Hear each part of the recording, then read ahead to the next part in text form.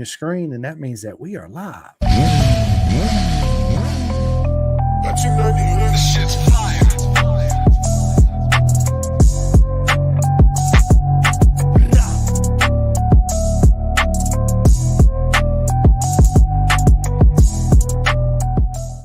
What is up, everybody? Welcome to another live Pin the Gas podcast. And you guys know the routine. This episode is sponsored by Next Level Financial. Take control of your financial future. Get your complimentary financial analysis done today by Seth Starnes. Everybody should do it. I've done it, so yeah, why not, right? And Gabriel, I tell everybody this: don't buy an off-the-rack suit. Why do I say that? Because 90 to 90% of us, 95% of it, it's not going to fit us correctly. And when you don't have a suit that don't fit you correctly, it hinders your riding style, your body position. I mean, it causes all kinds of issues on a bike, right?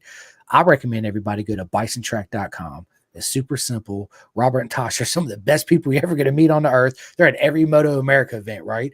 And the steps are easy to do. Why spend your hard-earned money on an improper fit suit when you get one tailor measured specifically for you, right? This is my first custom suit, and man, I'm gonna tell you, I sold all my other suits because I don't even need them anymore because they don't even fit me right. So why do I want to keep them around, right? But listen, everybody, bisontrack.com, join the herd. Trust me, you will thank me later. But anyway, ladies and gentlemen, today it's an absolute honor to sit down with the legend himself, Gabriel Da Silva. What is going on, Gabriel? Hey man, no, it's good to be here. Thank you for having me on. Listen, the honor is absolutely all mine. I know me and you've been messing each other back and forth here and there for a little while to get it done, but we're here now, right? So yeah, let's go. I've been looking forward to it, man. It's an absolute honor to have this conversation. I know we got about 45 minutes, so I want to go ahead and just jump straight into it, right? Gabriel, what was your journey and how did it begin? Well, with racing, it kind of was always a thing. My dad used to ride and race before. He had a bike shop, and a friend brought over kind of like this electric razor bike, and I just sat on it. Would make all sorts of noises and sound, and ever since I was a baby, like my dad put me on the bike tank, all that, and I just kind of started riding around at the shop. My dad kind of did it as a toy for me to keep me busy. And eventually, it started getting more serious. I started riding by myself at like 2 years old, and then it was something I would do all the time in the back of the warehouse and all that. And then eventually we went to my first race when I was 4 years old, and I won my first race with pocket bikes against like adults and all that. And I had like this like jeans and like a sweater on or whatever, and like knee pads and elbow pads to protect me. That are duct tape to you, right? Dad's like, grab me the duct tape. Yeah, they were like little things, and from then on, it just like kind of became a thing, that we did, and just started riding. My brother rode for a few years as well with me, and started going to go-kart tracks and here, and as it went on and became more serious, we started getting a bit better with it, going. And at 7, it's my first time going and racing internationally, practicing internationally, and that really like opened my eyes and helped me out a ton. Like I learned so much from that, and I felt like it really kind of was one of those things that brought me a head start. And from then on, just kind of did WER races. When I was 9 is when I started doing them on like NSF 100. I had then Metric Kit or a CRF 150, Metric Kit 125, and then at 12 I started riding like a Ninja 250. And at 13 I started racing in Mexico with the 390s because I wasn't old enough to race here in the US.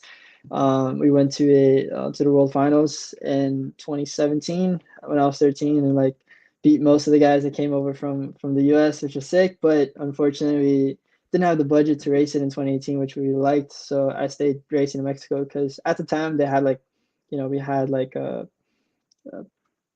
people coming over from Spain and Colombia, and like it was a lot of fast dudes. So like the championship was actually pretty good there.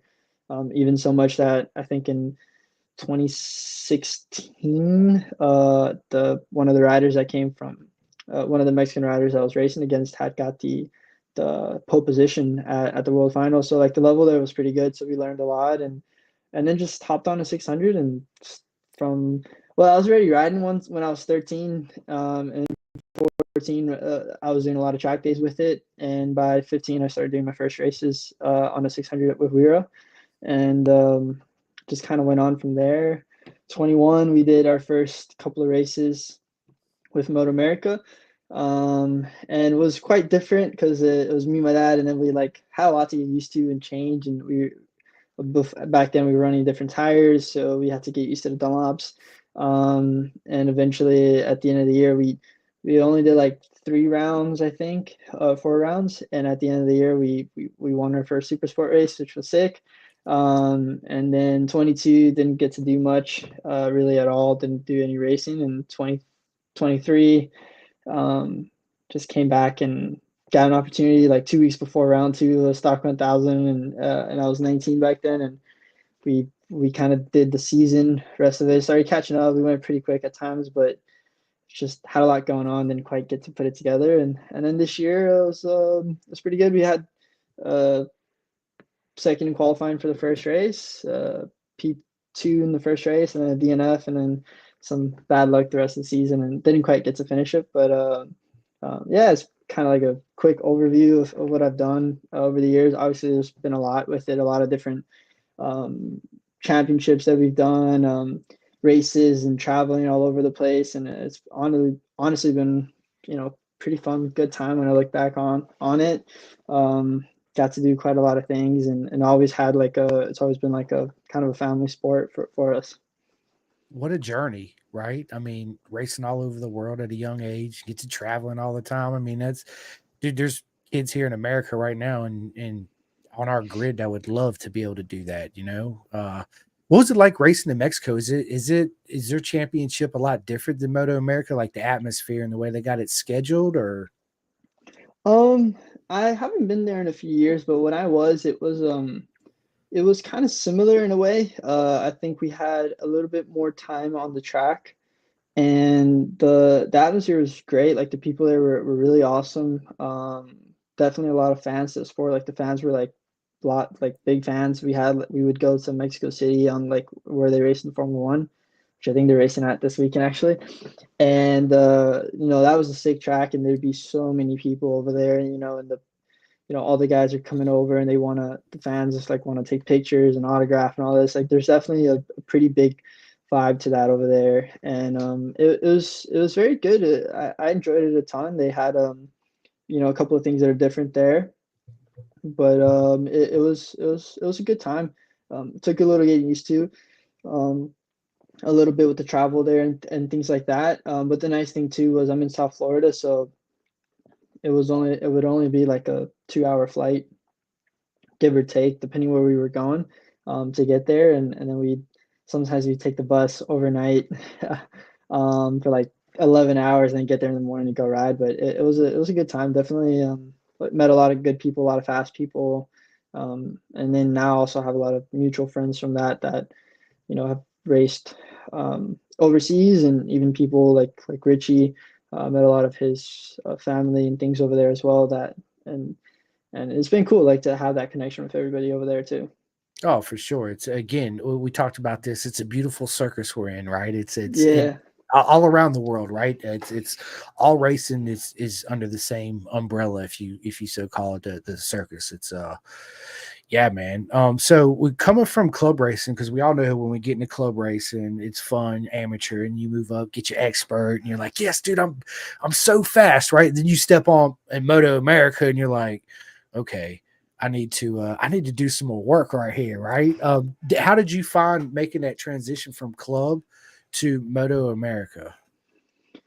To be honest, the transition wasn't too bad, because like in club racing, like I said, when I went to Spain at a young age, like I knew the level is a lot higher than what we're used to here. So my dad would always had kind of philosophy of like slow bike, and always try to push me somehow. So like race a 600 against the 1000s, do this and that. So even in club racing, that's how we would do to get challenged. And even saying that as well, we would have a lot of riders from Moto America go there. A rider that for a couple of years we had a lot of races together and battled, like Stefano, and things like that, even before I went to Moto America. So I kind of knew the level already, and I had won races, beating those guys, and then I knew that we could be up front and do well. And other riders that I kind of grew up with racing, and we'd go back and forth, and when winning and beating each other were there. So I knew we could be there, be up front. But I would say the biggest thing was definitely like it is a different it's a different circus in the sense of like everybody's is ready, they have their bike set up, everybody's like pretty sharp from the get-go, and then that not having that time to build, being all the tracks I went to in Motor America were new tracks for me, and we didn't quite have the most competitive bike, and then just me and my dad, and then we started seeing like, hey, it's not just like being a quick rider, but you also got to make sure you have everything ready. You got to make sure bike set up well, everything's ready to go. You guys get out there, you get the most time. If you crash, you got to make sure everything's repaired quick. But we started learning that was the biggest thing compared to club racing, was just you had to be a lot more like professional and ready, and needed more support to be there. It wasn't just get the bike out the trailer, get on tire warmers, and then go race. So that I think was the biggest thing from that transition from club to Moto America specifically. Yeah, it's and as far as club racing goes, it's you could do it with just you and your dad. It's still a struggle because people don't Right. understand what it takes, right? The outside, when the fans come in the sport, they just see the tents and all this already set up and the tire warmers on the bikes, and then they'll walk around and they'll notice you're on cold side, cold pit, right, and then all that. But it takes work dragging all that stuff over there, the cold pit and then hot pit and the tire warmers out, dude. Everything that goes along Yep. into it, right? Once you get into Moto America, it's even more important to have more people than just one or two. It's not impossible, but it's a struggle, Yeah, you it know. is. So yeah, it's and that's one thing I love about road racing is it starts with the families, right? That's where Mm-hmm. racing began, right? When motorcycles first motorcycle invented, you already know one of us was like, we need to race these things, right? Like, hey, y'all watch this, and then it progressed. But that's one thing I really love about the sport is the family and how people in the journey, because every journey is different. It's sort of the same. Yeah, everybody starts out on bikes or flat track or dirt bikes, and Mm-hmm. then Milwaukee's or ovales now and yada yada yada. But the ways you get there and the avenues you take to get there is different, right? Like you've been all over the world training, which is a great benefit, training overseas. Let me ask you this, Gabriel. All the tracks here were new for you when you started out. How do you learn a new track? I mean, I guess now it became something a bit more normal, but one thing that I used to like that would help me out a lot is watch a lot of onboard videos before I'd get there. Because I'm the type of rider, I kind of ride a lot based off muscle memory a little bit. So I don't, in a way, like when I ride, I think a lot, but I don't think a lot about riding. Like I think a lot about like what I'm gonna do in the race, or what I gotta like strategize or whatever, or like what I could change to go quicker. But I don't really think a lot about like on the bike. It's just more automatic to me. So I like to see the track to kind of know where I'm gonna go. And then when I get there, it's not too unfamiliar, because I feel like I take a little bit of a while to get things down. So watching a lot of videos and everything really helps me kind of like know where I'm at when I do ride. And then it's just about, going, breaking a little bit deeper. You take your first couple laps, check the corners out fast, and you just break a little bit deeper every time, get on the gas earlier, and then you kind of start getting to a point. And now really after my first practice session, most of the time I could be pretty close to speed at a new track, because it's not as complicated as people think sometimes, but it is very hard sometimes to get to the limit of it. Something I was actually just talking today with a friend of mine. It's yeah, to get to the limit is hard, because once you know a track really well, you kind of know what you can and can't do around there. Especially the toughest tracks to learn are really the blind ones, because you need a lot of laps to understand it well and know how fast you could go over a crest that you don't know what's over it, right? A track like Barber, or a track like Road Atlanta, even the Ridge, like all these tracks where you don't know where you're going. It just takes some laps sometimes to kind of get that down. blind corners to me always been that butt pucker corners, right? Because you're like, even when you do a trek rock, you're visualizing what lines you need to take, and of course you're walking usually with a group of people, or it's just you and your dad or whoever, right? And you pick out the lines, and that's when you get to see the bumps. Okay, I got to watch out for this bump here, and this snap. But blind corners, man, it's like Cadwell Park's my favorite race track in the world, right? I love Cadwell Park. I love BSB. And when you start on the starting line at Cadwell, it goes up to the left, and then your immediate right, man, it's so fast, Gabriel, and it's totally blind. Like you can't, and it's such an uphill. TV does not do it no justice at all. And then it goes hard right, and it's like it's just like everybody just falls off the planet, I love corners like that, but it takes a while to get up to speed because you really got to know where to turn in. All that has a factor to play in it, right? Because you don't want to get that messed up. No, exactly. Like you said, you don't see where you're going, so you gotta like kind of know what you're doing over there, and that just takes some laps around there and all that. Track walks are good, but sometimes they can be a little deceiving because one thing I found is you're never really going at the speed you're going when you're on the bike, so everything looks different.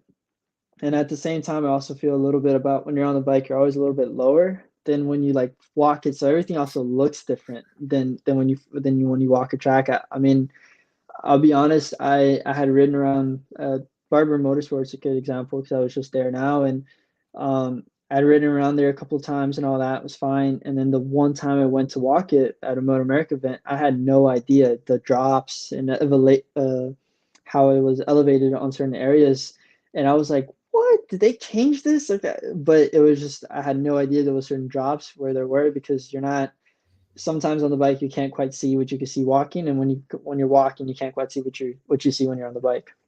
Yeah, it's a you guys hear it here, right? It's a double-edged sword. It really is. It's deceiving. We actually have a couple comments. Trevor Watson, dude, he's an absolute legend. What's up, Trevor? What's up, he said, "What's up, Gabe? Hope to see you back on the grid in 2025." Yeah, I hope to be on a grid as well next year. And Trevor's a good dude as well. He got me actually. I got it on my bag, but I got a pretty sick hat that he gave me. I love it. Yeah, Trevor's absolutely an awesome. And yeah, man. Keith Kelly says, "Hey, what's up, boys? Do you know Keith?" I don't know. I'm not quite sure. It's hard to see in the picture, but sometimes you see a lot of people. I'm more of a visual person. I'm not the best with the name, but when I see them, I know them. But over the name, sometimes not that good. But I'm the same way, bro. I'm like, hey man, what's up, right? And this is how I do it. Like, especially if I have another buddy with me or my wife or my son, I'd be like, hey man, what's going on, dude? It's great to see you again. Hey, this is my son, Rossi. This is, and then you're automatically like, oh, I'm Gabriel, blah blah blah. And I'm like, oh yeah, his name is Gabriel, right? It's, dude, I'm the same way, bro. It is. It's a blessing and a curse at the same time, right? So Kyle, what's going on, Kyle? He says you killed it at Barber on a lap of 129 in the endurance race. Give me some of Shane's banana bread and put 18.5 psi in that tire. You're not human. Love you, bro. Thank you. Yeah, Kyle's a good dude. Yeah, that was a dude that they had me go out there for an endurance race. It was a lot of fun. It was I hadn't been on a bike since like July or June, and really hadn't worked out or done much since then because I was just focusing at work, and went out to do a 4-hour endurance race. And man, that was pretty long. And at the end, I had to do another stint. I was like, hey man, I just need some food. Give me this, and put this much PSI on the tire, and I'll go out there. I wanted to get the fastest time in the class, and just enjoy it at the end. And we did. It was a good time. It took me a couple of days to recover, but I enjoyed it a ton. I love it, man. I think personally, I love endurance racing. I think it's one of the best ways to get the most seat time, the best bang for your buck, right? Plus, it's a different style. Well, what I mean by that is, me, Gabriel, and Trevor. We're on a team, right? You guys would carry it. I'd be the slow guy, right? But we have one bike. And your riding style is different than mine, is different than Trevor. Trevor is heavier than me, and I'm heavier than you. So you got to find this balance on the bike, clip on angle, clutch, dude, the whole nine, right? That's what I love about endurance racing too, is everybody's got to find a mutual happiness, I would say, on the motorcycle to where you're comfortable at speed, pinning the gas and ripping it, right? And having fun. It's I've never been to Barber, bro. I want to go. My plans You this should. next year, dude. I'm going to. I want to go to Barber so bad. I'm gonna go next year. Sure, if you make it out there, you definitely got to go to the museum too over there. It's awesome. Dude, I want to. It's one of the main reasons why I want to go is see all the motorcycles, right? I've heard a lot of things. Of course, got a lot of friends that's been there all the time, and a lot of pictures they send me. You should be here. I was like, yeah, me too, right? That's you're breaking my heart right now. Yeah. So I've heard a lot of good things of Barber. So with that being said, what's your favorite racetrack you've been on? Man, that's I will say I really like Barber. I don't think I have like a favorite, but definitely got like a list of tracks I really enjoy. I think Barber's is one of them. A track in Kentucky called NCM is one that we don't race at, but we did a few track days there and absolutely love that track. Roebling Road's a lot of fun. I liked what else did we do? The Ridge is not too bad. I kind of enjoy it as well. Um, VIR is a lot of fun, and we got a couple of tracks in Mexico that I really like the Dos Hermanos Rodriguez, which is the Formula One track that they're doing, and another track that was in Merida. That was also a lot of fun. Like just normally I like the fast flowing tracks. Some of the hard braking and stop and goes sometimes if they flow well, but normally I'm more of a fast corners, fast entry type of person. So I like those tracks that kind of flow together really well. How coming from a 600 to a 1000, I mean, that's a big jump, right? The power wise, I'm not talking about the handling because nowadays 1000s are basically almost the size of a 600, a little bit bigger, right? It's not like it was when they first come out where they were definitely a bigger bikes, but jumping off a 600 to 1000, did you find it easy to make that transition? Um, And yeah, what helped you the most get the best out of the 1000? Because it's different riding style, the way you approach it it, is. turning and all that, right? One thing that kind of reminded me about all that was now going back to 600 for this endurance race.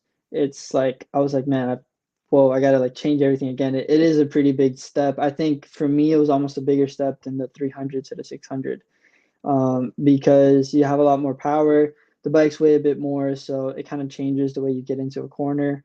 On the 600, I could just like throw the bike into the corner really, and not worry too much and just get a turn and get on the gas and keep that corner speed. On the 1000, you can't do that because there's so much more weight and so much more speed.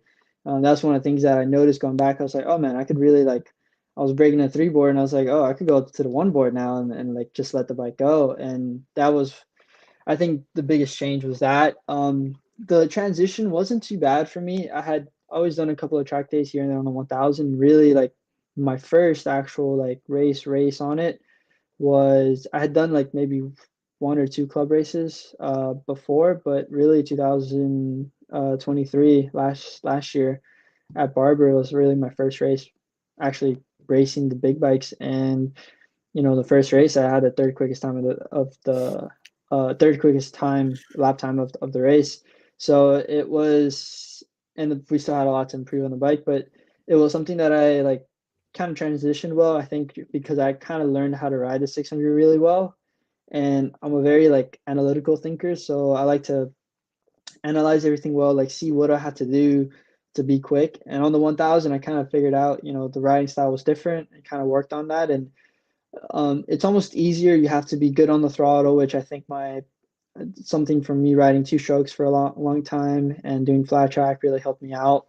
I did a lot of flat track for a bit, and that I think really helped me out on the 1000 to like learn, because now you're not so much like trying to get that ultimate corner speed, which I could always do, but it was, you got to fight the bike to kind of get the traction, learn how to get it into a corner and out. You're always trying to stay on the power. And I think that's the biggest difference on the 1000s. You're trying to stay on the throttle. You're trying to get to full throttle really as quick as possible.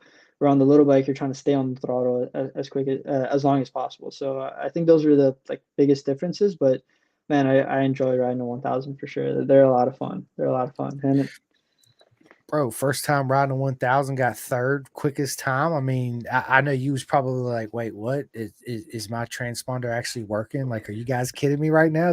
I did this, that feeling you did, man. What an accomplishment. I could only dream of saying that or even, doing that, Gabriel. That just goes to show, and yes, you're a legend. That just goes to show that the legend you are, right? That the speed you have, the natural ability. And that's why, look at this. Bro, look at this guy right What here. up, buddy? Yo, What is what's up, up? man? What's up, dude? How you doing? I'm good. Just got done eating lunch. I had to take the girls somewhere. So yeah, there's like I told them get in the house. I'm getting on a podcast. So I'm on my phone. So sorry if the picture and the sound quality is horrible. Nah, it's great, man. It's good to see you. It's been Good a seeing you, while. brother. So I've Yeah, missed all of it. So sorry. Just wanted to drop in and say hey.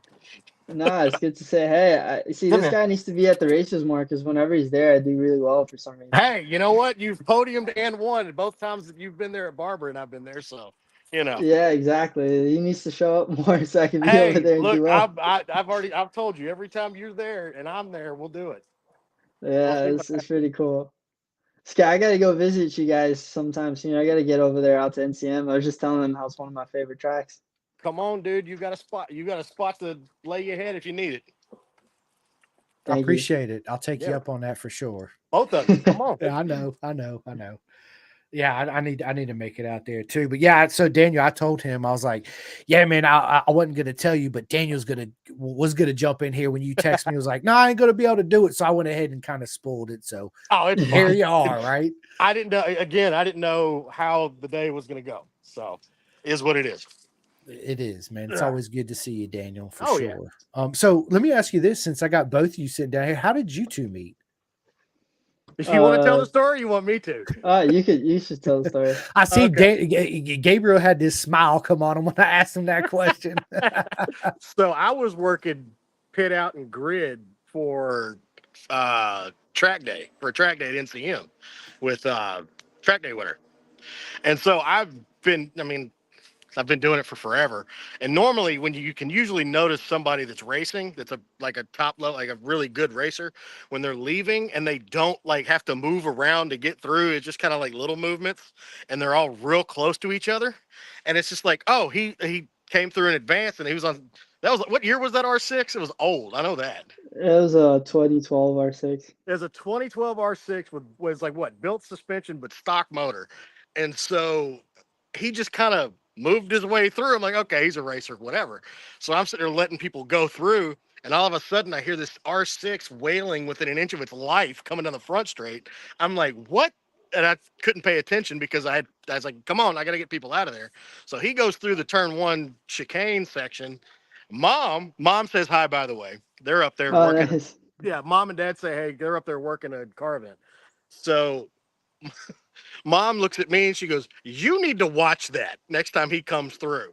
I go, okay, whatever. Like Nick McFadden had been there. And I'm like, okay, Nick's been here. He's fast and all that, blah, blah, blah. So I turn around and look, and I'm looking up and I see this black R6 with a white number plate flying. I'm like, what in the heck is going on here? And then he went into a turn one, threw it in sideways. I'm like, what just happened? He went out there and broke the 600 track record first time out there on like what 100 lap old tires or something. Yeah, Something stupid. I had a Legend. I had a race or two on it before, and then I went and did the track day the whole day on it. And Yeah. yeah, it was my first day on it too. It Yeah. was at the end. It was, but that's what I was saying. That track just kind of suit me well. I Yeah. enjoyed it. It was a lot of fun over there. So then, like, I get on the radio because some of the corner workers, they've worked bikes, but if there's somebody really fast, they're like, this guy's going really quick. He's putting passes on people, and I'm like, I'll get on there like, look, guys, there's a reason why this guy's going this fast, leaving B. He's fine. He's not gonna hurt anybody. And so then we were just sitting there. Gabe ended up being like pitted next to us, or like two down from us, and just Yeah. came and like hung out. Gabe were sitting there in the pit, like at grid, like talking MotoGP for half an hour. I'm like, what? This doesn't happen with kids that are this fast. They don't do this. So it's just started from there, and then the barber win, and I was the corner worker that ran out, and gave him a big hug at turn 5 or 6 Yep. or whatever, and yeah. there it love went. it. Again, our beautiful circus, right? Oh, Yeah. There's always them clowns, and you're looking at 3 of them right now live on this podcast for I sure. am definitely one of 110%. them. Yeah, me too, right? So yeah, it's dude, that's awesome, man. And then of course, Barber. So you two, every time you've won, you both been at Barber. Every time Gabe's won or been on the podium for Moto America, I've been there. Okay, all right. I love it, dude. So you're the lucky charm. I guess. I hope it doesn't piss rain like it did when he won. Dude, my boots Yeah. took 4 days to dry out after that. Oh man, that's awesome, dude. So Gabriel, are you a comfortable rain rider? Yeah. I've had my ups and downs with the rain, but I enjoy it a lot. I think I have a pretty good feeling with the bike normally, and I've had practice in the rain, obviously being in Florida, and then like I said, I think what really Right. helps me out was a lot of my flat tracking that I did growing up. I think that kind of helped me be very comfortable in the rain and just kind of know what to do and being smooth with the throttle and all that kind of really from the 125 days. So like a lot of things from my experience growing up, I think helps out with that. And normally in the rain, I feel pretty comfortable. Yeah, I'm a big fan of flat. I think flat tracking is probably one of the, if not the best way you can ride to learn, obviously front and rear slide control, right? Yeah. And then when you transition into the pavement, when it happens, it's like you said earlier, Gabriel, it's muscle memory at that point, Mm-hmm. but there are still that oh shit moments where that almost got out of hand real quick, right? Yeah. But if you didn't have that, there'd be a whole lot more those oh shit moments that went oh shit for real. Right. Yeah. No, like you said, flat track's good. Teaches you a lot of slide control and all that. And when you go back to pavement, it feels like you're on rails. Like it's so much grip when you go back from doing that. And flat Definitely track's teaches you a cheap. lot. It's cheap too, right? Dude, it is. It really is. Like what you'll spend in probably a couple of, probably a whole season is what you might spend in one road race.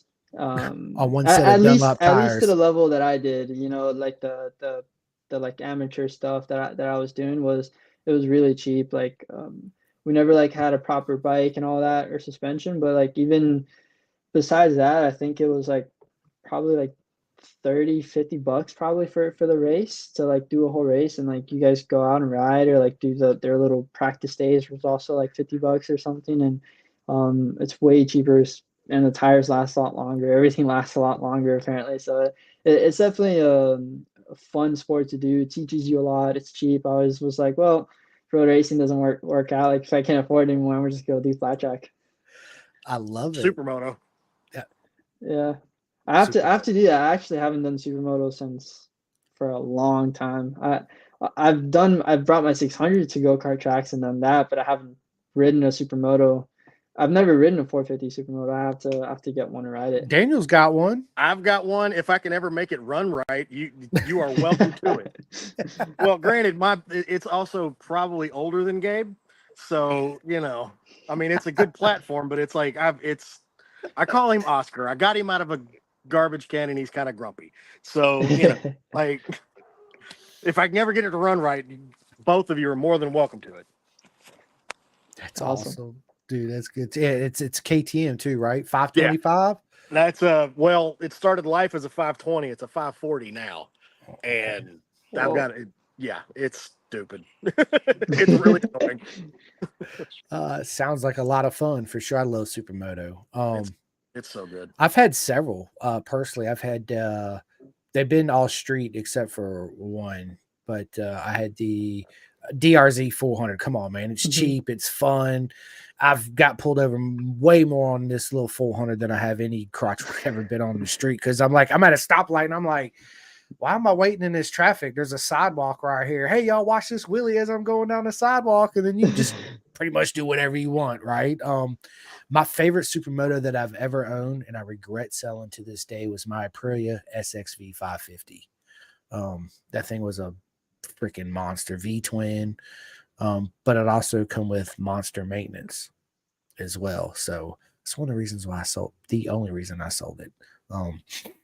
It just costs so much, and everything to this day just costs a lot now. So it's for for sure, 100%. I mean, soon we'll have a Ducati Supermoto, so that'll be really expensive. Dude, they're gonna have they're bringing an Enduro 450 along with the Supercross 450. Yes. So Wow. someone's gonna put 17s on that. Somebody's gonna get those and put them on And it's Supermoto track. gonna happen.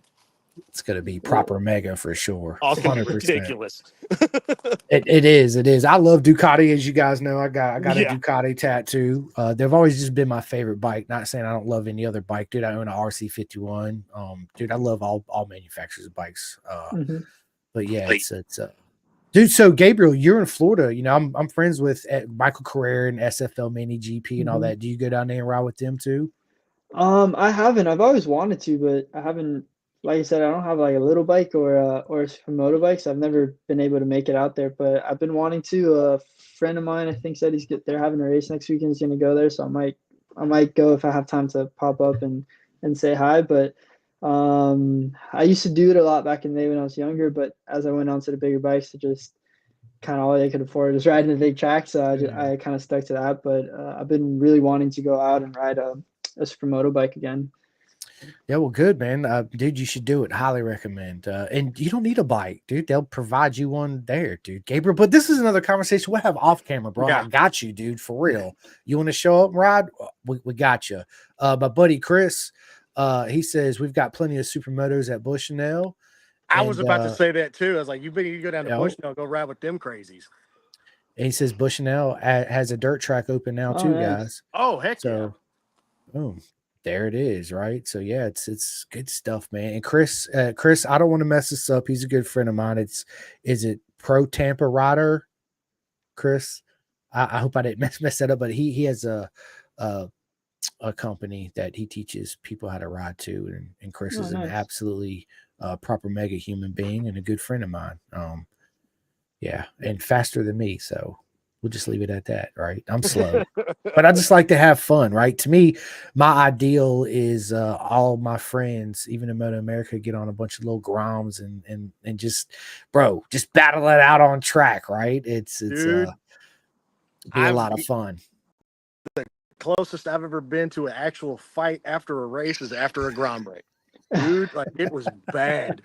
I was like, why are you this upset about a grom race, man? Like, why are you yelling at me? Anyway. I love it. It's again, it's the passion of our sport, right? Yeah, Pro Rider Tampa, dude. Chris, I always mess that up. I need to write it down. He said, "Oh my God, LOL." Yeah, because he knows I'm not good at remembering a bunch of stuff. I try, right? But Gabriel, dude, this has been a lot of fun, man. We're almost 40 minutes in this. We only got a couple more minutes. Quick. Yeah, dude, we only got a couple more minutes. I have got to. I'm making cheese dip. I'm going to a Halloween party, so I got a bunch of stuff I got to do. I got to be there. I got to jump off too. I got to deal with goddaughters. Gabe, I'll holler at you later, buddy. Later, bro. See you, Daniel. See you. How did he? So, I had this new update, and I used to be able to do this, and it would show like hearts on a computer, and I could do this, and there was a bunch of thumb emojis. But when I do it on my cell phone, it still does it. That's why when Daniel was on his phone and he did whatever he did, you seen the little balloons. Yeah, pop the up. balloons. Yeah, see, dude, even he says, Chris, between Mike and I have tons of bikes, bro. So there you go, Gabriel. You want to go ride? We will make that happen. Sick. I got to go out there, practice this off season a little bit. There you go, right? Lately, the last couple of years, I'll be like off the bike for like months and then on the bike for like a little bit and then off the bike for months. I haven't been able to be consistently on a bike for a while. Yeah, it's seat time. There's no exercise, no replication of anything to get seat time. I mean, that's the best workout for motorcycles is absolute seat time, right? That's why going to that endurance race here a couple of weeks ago or last week, it was good because I got a lot of seat time and I feel sharp again. It was a while since I hadn't ridden, so I was like, yeah, I got to get on a bike again. And like you're saying, seat time is very important, very good to keep you sharp. 100%. So Chris just said, hit me up. So what I'll do is I will just, when we get off here, I'll just share the contact. Well, I'll get your number and I'll share his number with you. And then dude, just call him up, dude. You go out and you go ride, get that seat time in, have fun, get that smile, you know? And of course we got Paul Woodward, dude. What is up, Paul? Hi, Chris and all the followers. Hi, Paul. How you doing, man? He's awesome. And then we got the legend himself, Shane Maggs, up in here. Shane actually Uh, hit me up, Gabriel, and was like, I love Shane, dude. He's a good mate of mine. he's a good dude, yeah. He says, hey, if you hadn't had Gabriel on your podcast, I highly recommend Gabriel. And I was like, bro, it's in the works. Like me and Gabriel have been going back and forth together, and here we are, right? So Shane says, we got to get a Gabby in full-time right this year. So much talent with great potential. But best of all, he's an amazing young, godly man with such a good heart. One of the best in the paddock. We love you, Gabby. Shane, right back Thanks, at Shane. you. Appreciate it, man. Bro, we love you too. And you're one of the best guys in the paddock. Shane Absolutely. really is. And he does a good job with all his stuff. I got to say, I was impressed by how he works, his work ethic, and it's just really good dude for sure. He is. And then Dustin Richard says, tell Gab hello for me. What's up, Dustin? It's been a while. I haven't seen him in a long time. It's good, dude. Good to see, dude. Dustin's absolutely awesome. I've had him on twice. He's coming back on. He's always fun to have. I can't wait to.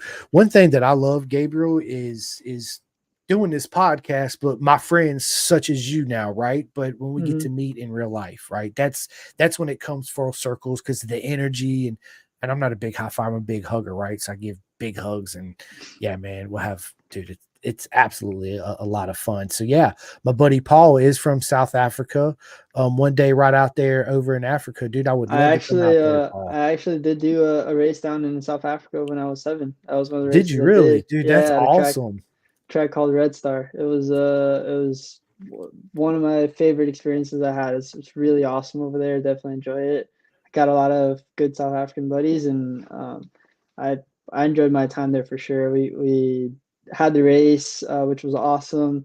All the people there were super nice, and then we got to go to some safaris and like pet some lions, and then some of them we actually like had a house in to stay, and like we stay there, and then after like all the animals and everything, the people, the food, like I really enjoyed my time there for sure.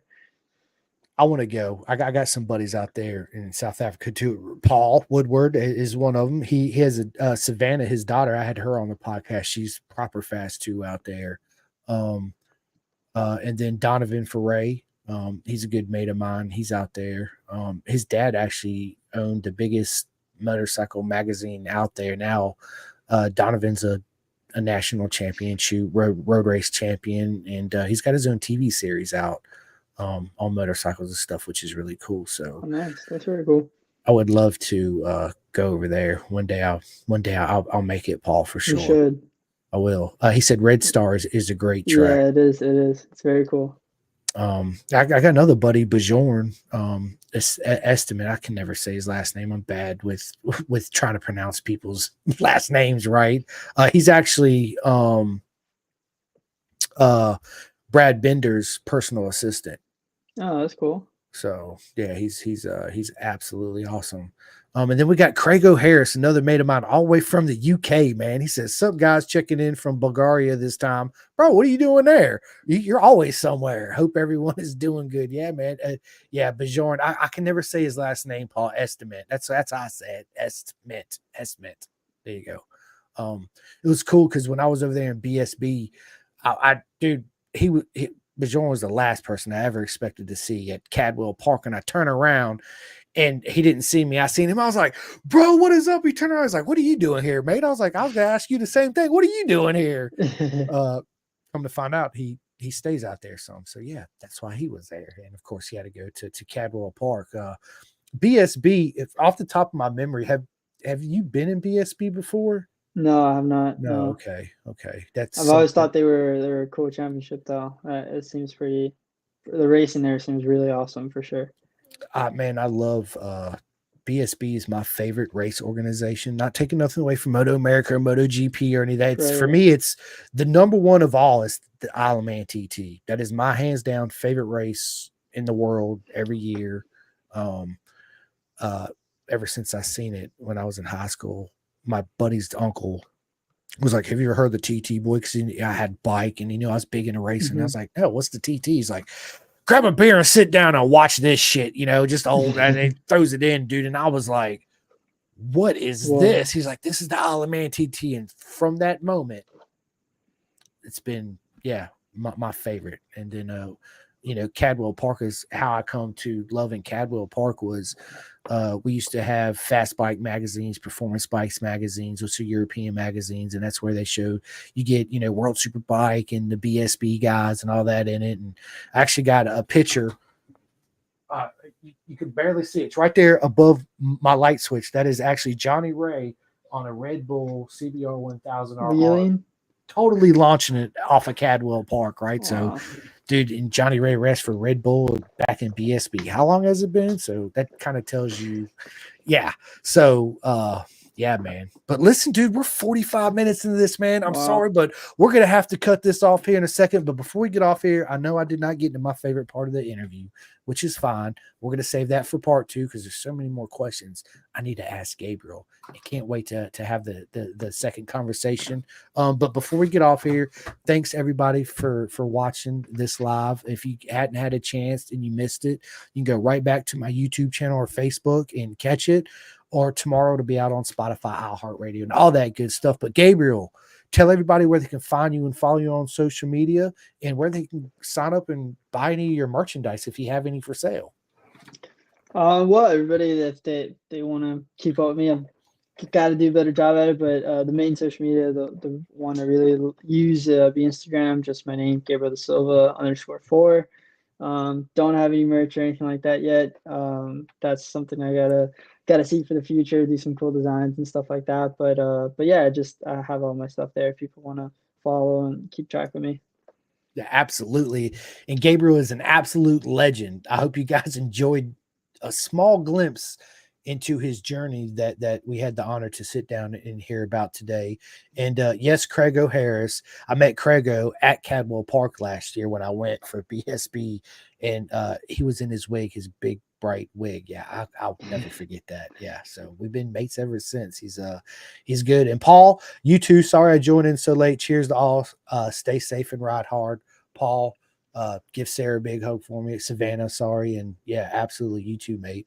But yeah, this has been a lot of fun. It's been an absolute honor, Gabriel. Just stay on with me for another second. We'll go ahead and get part 2 scheduled. But the last thing I want to say is, again, thank you to everybody that watches. If you had not yet, please go to my Podbean, YouTube, Spotify. Hit that like and subscribe. It helps me out a lot. I am just like Gabriel. I don't get paid to do this. I pay to do this, right? But it's a love and a passion. So that's why we do it. We have fun, right? Yep. But big shout out to Next Level Financial for all your financial needs. BisonTrack.com. People, what are you guys doing? Go to Bison Track. Chef Eats. Gabriel, have you had Chef Eats yet? No, but I'm actually planning on ordering some here soon. Bro, I got you. I'm really good friends with Jeff Servin, the guy that owns the company. So again, off camera, we'll definitely talk. At Chef Eats, I say it to everybody all the time. I've had it. I tried it. It is absolutely, and I get it. It's absolutely amazing food. Dude, listen, chefeats.com, people. Just like Bison, what are you guys doing? What are you waiting on, right? Big shout out to Flying Eyes Optics. Gabriel, this is sunglass sponsorship I got. Yes, they're a sponsorship. Oh, yeah. Dude, these are actually made to wear underneath motorcycle helmets. These are actually made and assembled in Austin, Texas, so they are an American. Dude, they're the lightest sunglasses I've ever had. I don't even feel them on underneath my helmet, which is crazy because many times, you've ridden with sunglasses underneath your helmet with the stiff arms, causes pressure points and headaches and all that good stuff. And you can also get these in prescription. My wife's friends always try to steal them from me. That's why I don't wear them around them no more because I know they're going to come up missing. Yeah, so them and SFL Mini GP, like I told Gabriel, everybody knows I'm a huge supporter of SFL Mini. I run them on my leathers, and I talk about them all the time, right? RD Racing, big shout out to them. RD Racing team, my mate Jake Marsh, he races with them. His dad actually runs the team. They're a big supporter of my podcast too. They run my logos on their bikes and their big semis. I just don't know what to say. It's an honor. I actually get emotional when I talk about it and think about it, Gabriel, to be honest with you, because it's right. Very cool. All the love and support. All my vets out there, visit vet2track.com, tackling PSTD one lap at a time. It's an excellent program my man Jim Whitman runs. So if I have any veterans out there, sign up for Vet2Track. What are you guys waiting on? 64-degree racing. Have you had any of their undersuits, Gabriel? I have used them before. They're very good stuff. So I got this 2-piece custom undersuit for my man Tate. It is my favorite undersuit that I own, and I got, us track day riders, and I'm not a road racer, but track day riders. You can never have too many undersuits. Right, Gabriel? Am I lying about Yes, that? it's We good cannot have season, too yeah. many undersuits, right? Especially if you're gonna ride a couple days in a row. Because them things start to stink big time, right? Yeah, dude. We all been there. Hey, let's just be honest, right? So 64-degree racing, listen, best two-piece undersuit I've ever had in my life. Look them up. Big shout out to Tate. Anybody looking for bodywork, man, Ghetto Customs. I don't know why you guys sleeping, but Chris Parrish makes the best bodywork out there, just in my personal opinion.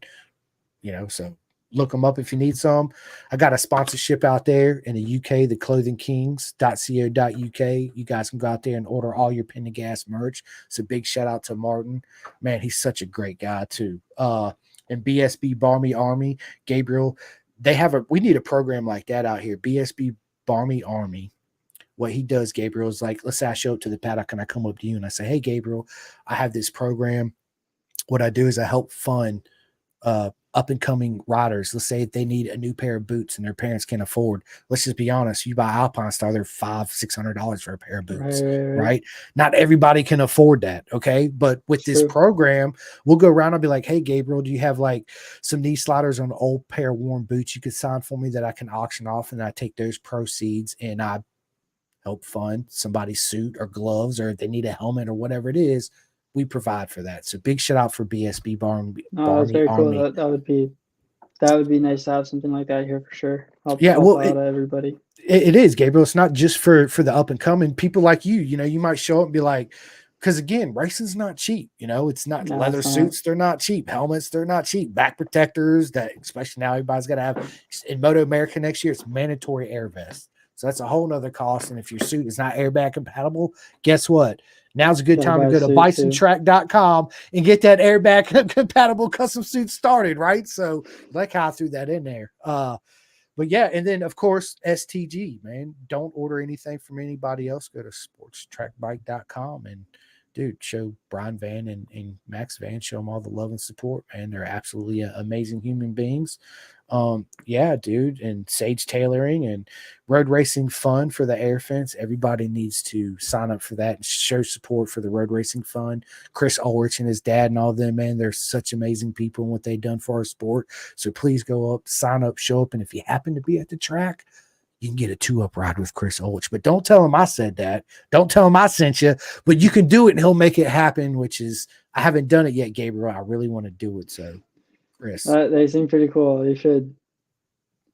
I'm going to. That's why I said, Ulrich, bro, Chris, I need that 2-up ride, baby, right? So go to Road Racing World, go to the fund, donate to the air fence. It's absolutely imperative that we have these air fences, just like it's imperative that we have the corner marshal workers and everybody else in the paddock, because we did not have them, or if we was missing just one, the legend Gabriel wouldn't be able to show up and do what he does, nor would anybody else. So, yeah, go show all the love and support. And last but not least, before I get off here, Carnes Performance, Jason Carnes, right? His dealership out there in Pennsylvania is one of the best dealerships in the world. So if anybody's in the market looking to buy a dirt bike, a UTV, a ATV, a crotch rocket, whatever, go to Carnes Performance in Pennsylvania. And yeah, man, that was long, bro. Like I'm almost out of breath on that one. But yeah, listen, it's been a fun time, Gabriel. Again, I know it's been a long time in the works, and I appreciate you hitting me up on short notice so we can make this happen. No, thanks for having me. It's been good. Wish we would have been able to do it sooner, and I'm glad I finally got some little bit of time here to get this done. And for sure, we got to do a part 2. There's definitely a lot more for us to talk about. 110% there is. And we're going to get that schedule here in a minute. But until then, ladies and gentlemen, I hope the rest of your weekend is as proper mega as you, and be safe. Listen, love, laugh, spend time with your family. And first and foremost, don't forget all those proper mega wheelies and get on them twos, baby. What are you waiting on, right? Let's go. But anyway, you guys know who I am. And again, ladies and gentlemen, the legend himself, Gabriel Da Silva. Thank you so much. Thanks, everybody. All right, hang on. Let me end this. Bro,